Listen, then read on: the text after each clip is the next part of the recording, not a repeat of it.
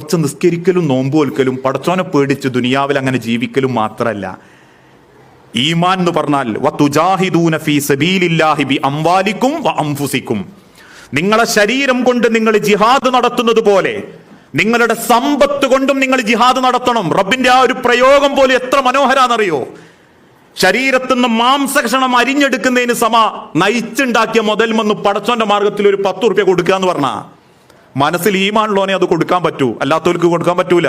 വലിയ ഒത്താശ ഉണ്ടാവും, പക്ഷെ 5 റുപ്യ ഇറക്കൂല. നാട്ടിലൊക്കെ ചിലരെ പറ്റിയിട്ട് നമ്മൾ പറയൂലേ, ആള് നല്ല ദീനിയാ, നിസ്കാരം നോമ്പ് എന്തിനു മുന്നിലൊക്കെ ഉണ്ടാവും, പിന്നെ എന്താ കുഴപ്പം?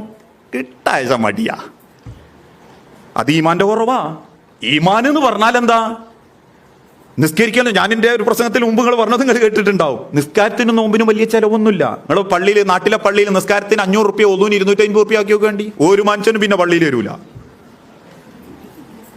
എന്നാ അവനാന്റെ കൈമൊന്നൊരു 10 റുപ്യ കൊടുക്കുക എന്ന് പറഞ്ഞാൽ അതൊരു വല്ലാത്ത ഈമാൻ തന്നെയാ. ഞാൻ അധ്വാനിച്ച് കഷ്ടപ്പെട്ട് ഉണ്ടാക്കിയ മുതൽമെന്ന് അള്ളാഹുവിന്റെ മാർഗത്തിൽ കൊടുക്കുക എന്ന് പറഞ്ഞ മനുഷ്യരെ, അത് മറ്റെന്ത് ഈമാനേക്കാളിലും അതൊരു ഈമാനാ. ഈമാന്റെ വെളിച്ചം എൻ്റെ മനസ്സ് കിട്ടിയിട്ടുണ്ട് എന്നതിൻ്റെ അർത്ഥം. അത് പടച്ചോൻ അധികാർക്കൊന്നും കൊടുക്കുകയില്ല. കാരണം അള്ളാഹിന്റെ മനസ്സാണ്.